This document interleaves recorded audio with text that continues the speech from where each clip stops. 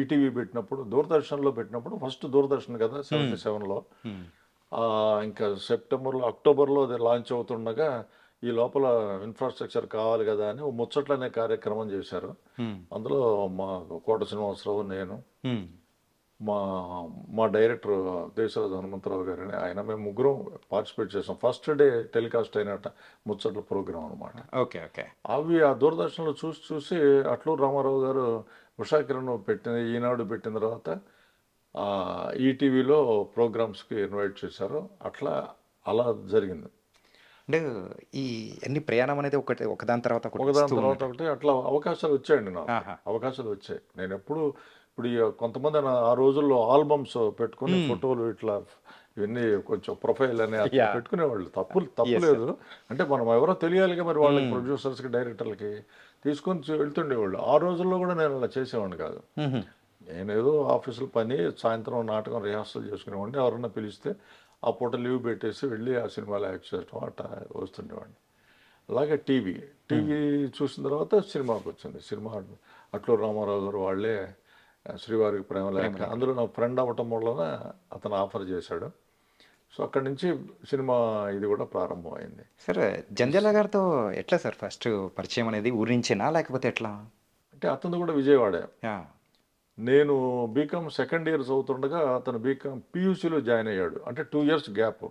PUC, BCom first year, second year, third year, 4 years అప్పుడు graduation. పీయూసీలో join అయ్యాడు.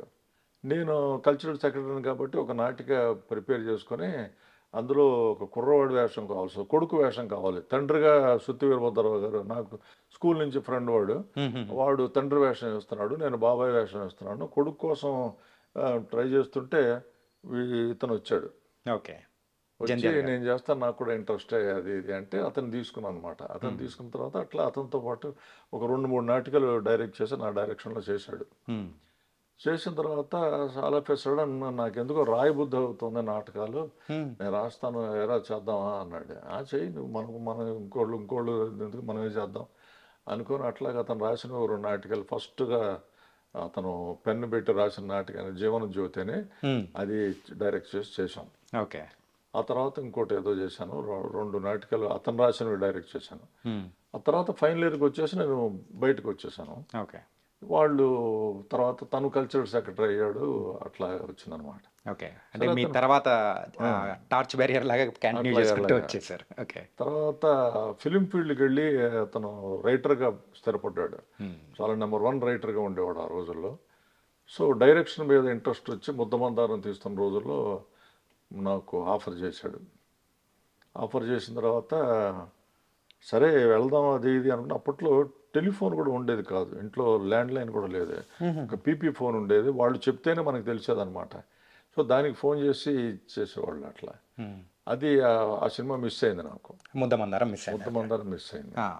So ఆ తర్వాత శ్రీవారికి ప్రేమలేఖ వస్తుంది, అందులో చేద్దాం అన్నాడు. అందులో ముందు ఇంట్రొడక్షన్ ఒక చిన్న వేషం అయ్యి ఆ తర్వాత చూద్దాం అన్నాడు. అట్లాగే శ్రీవారి ప్రేమ తర్వాత ఉషా కిరణ్ వాళ్ళ సినిమాలన్నీ 5-6 సినిమాలు చేశాను. మయూరి, చందమామ రావే, ఇవన్నీ చేశాను వాళ్ళ దగ్గర.